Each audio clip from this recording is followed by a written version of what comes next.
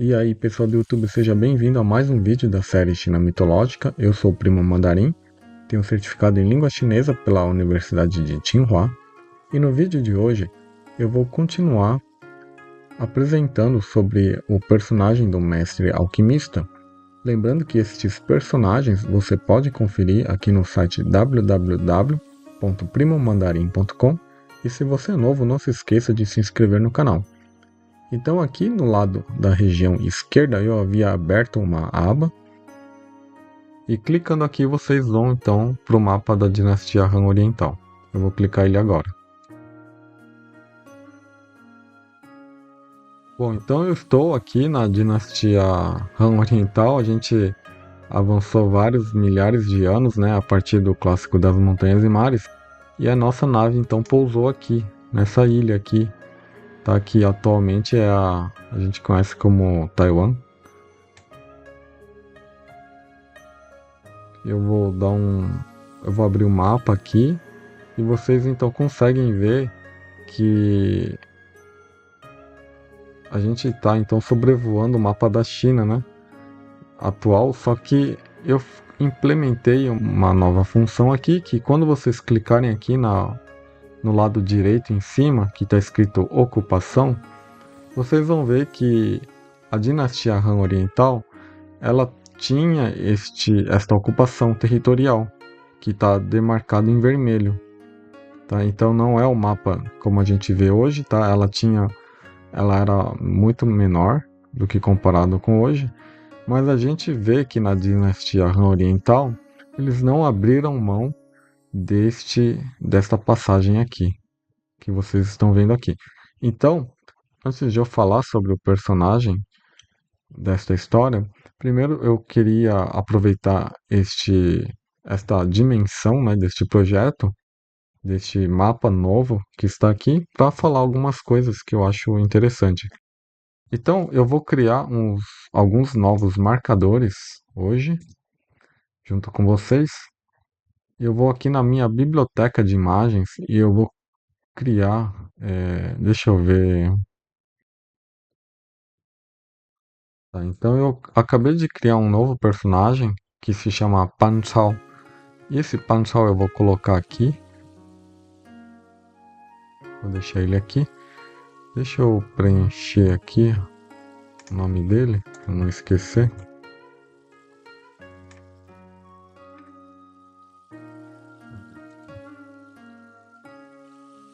Vou colocar aqui um título para ele como consolidador.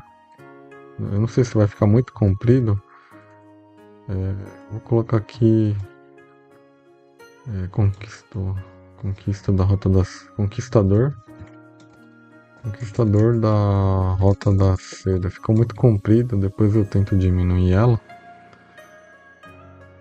Vou gravar ele aqui.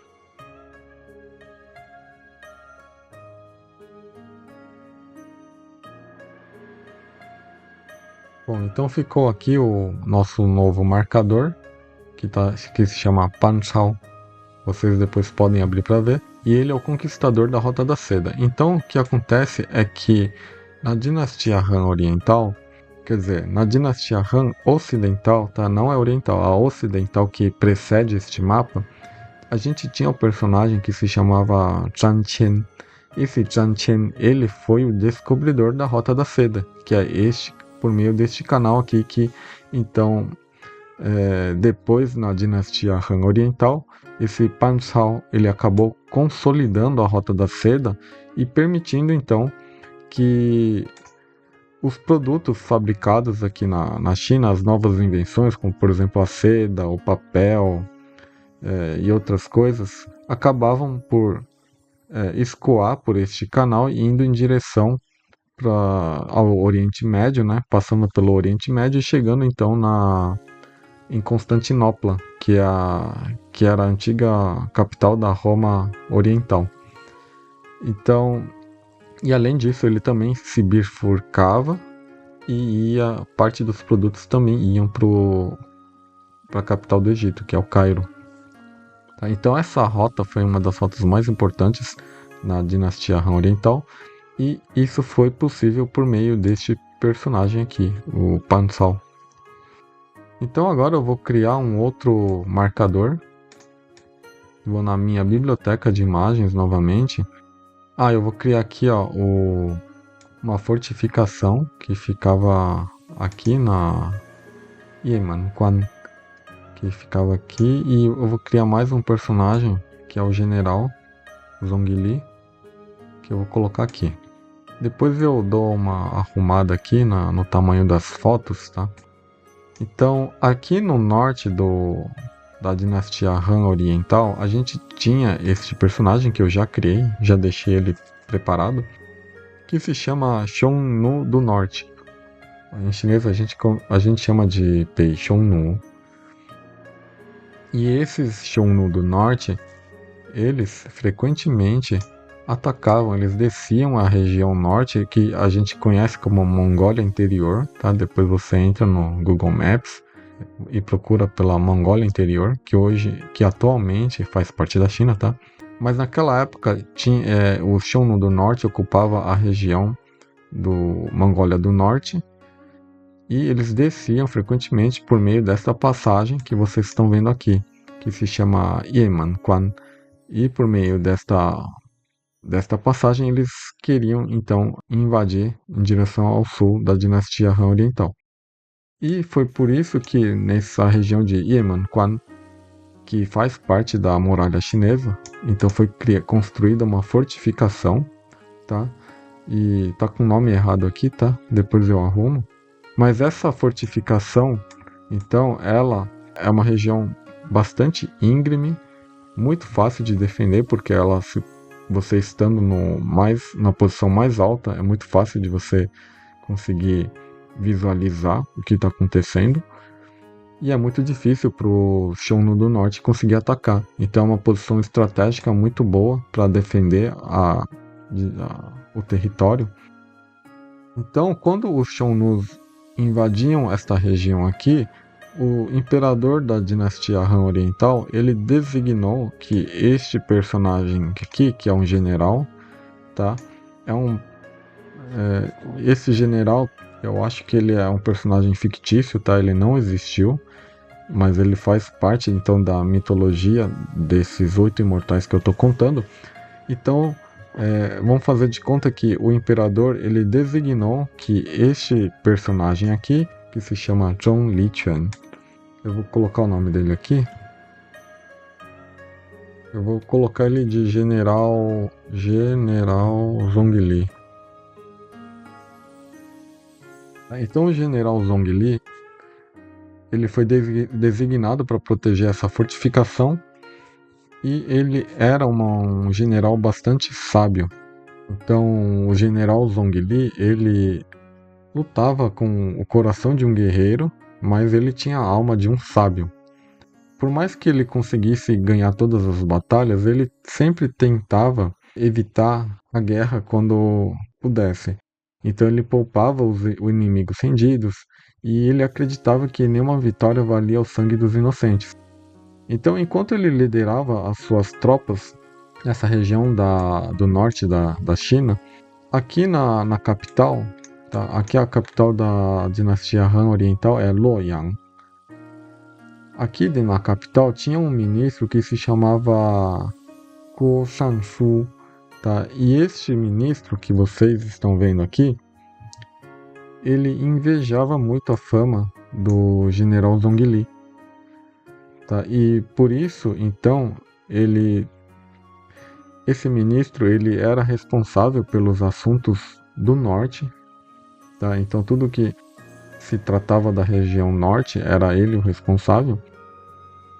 Então, devido à sua inveja com o general Zhongli, ele começou a plantar uma semente de desconfiança no imperador, alegando que o general Zhongli estava conspirando junto com os Xiongnu's, né, que é esse aqui, e desviando os recursos, né, ou tentando se tornar uma parte independente da dinastia. Então, como o ministro Guo Shangshu, ele criou um pretexto político para o imperador agir contra o general Zhongli. Só que esse ministro, na verdade, ele é um ministro corrupto. O que aconteceu é que o imperador, cego pela desconfiança e acreditando nesse ministro, ele acabou enviando algumas ordens secretas para prender ele. E, para piorar ainda mais, com todos esses rumores de que o general Zhongli estava conspirando com os Xiongnos do Norte, ele fez com que os seus subordinados, como por exemplo o capitão Ma Zhong, acabou acreditando nessas histórias, né, do ministro, e ele acabou então cortando as linhas de suprimento de forma escondida. Então, após ele ouvir esses rumores vindos da capital, ele passou a colaborar secretamente junto com o ministro da capital. Então ele acabou sabotando o exército do general Zhongli, e o que aconteceu é que ele cortou as linhas de suprimento, ou seja, ele interceptou os comboios que tinham comidas, armas, e desviava para outras rotas, indo para outros destinos. Também acabou alterando algumas ordens logísticas, como enviando mensagens falsas do imperador para ele, dizendo que as provisões chegariam por outra rota, e na verdade eles chegavam pelas outras, e acabava causando desorganização e fome nas tropas do general. E além disso, ele também revelou ao inimigo os pontos de passagem, ou seja, os pontos em que o general iria passar, e quando que o exército ficaria sem mantimentos também. Então, sem mantimentos, os soldados estariam fracos e seria uma boa hora para contra-atacar. Então, em essência, parece que o ministro da corte, ele agiu junto com esse capitão, o Ma Zhong, e então ele acabou enfraquecendo a tropa do general Zhongli, que acabou perdendo então a batalha. O exército do inimigo, né, o Xiongnu do Norte, acabou avançando, e então todos os 80 mil soldados morreram, sobrevivendo algumas centenas apenas. E então o general Zhongli, ele acabou então migrando, ou seja, ele acabou fugindo dessa região da fortificação do Yemenguan.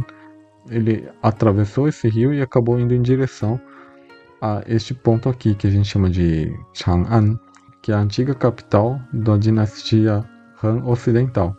Tá? Então ele veio para esta região, e mais ao sul de Chang'an a gente tem uma montanha que se chama Zhongnangshan, que eu vou criar um marcador agora.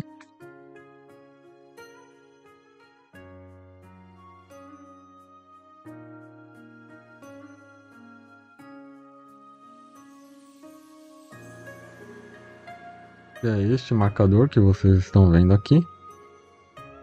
Então o general Zhongli, ele ferido e desarmado, ele acabou fugindo para o sul, atravessando o rio e as florestas, até chegar então aqui na montanha de Zhongnangshan, que fica ao sul da região de Chang'an. E aí ele acabou se refugiando dentro de uma floresta, mais especificamente chamado de Louquangu, que fica ao norte desta montanha de Zhongnangshan. E aí ele sobreviveu por vários e vários dias, comendo raízes, bebendo água de rio, até que uma bela noite ele sonhava com uma voz celestial, dizendo então que a vida dele não havia terminado por aí. A vida dele, na verdade, estava apenas começando, né? Então, guiado por uma névoa dourada, ele caminhou desse vale de Louquangu até o coração da montanha de Zhongnangshan. E lá ele encontrou um velho taoísta, que se identificou como o mestre Lao reencarnado. Tá? E durante vários anos, o general Zhongli, ele praticou então a meditação. Tá com o nome errado aqui, deixa eu mudar o nome dele.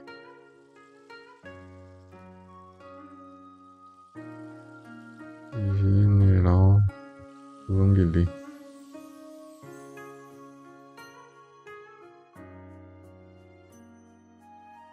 E aí nesta montanha de Zhongnanshan, ele acabou praticando então a meditação e a alquimia. E aí um belo dia, enquanto ele estava fazendo a meditação dentro da caverna, ele acabou sendo envolto por uma fumaça. E quando ele se deu por conta, ele então havia se transformado então num imortal, ou seja, ele havia se transformado no famoso Han Zhongli.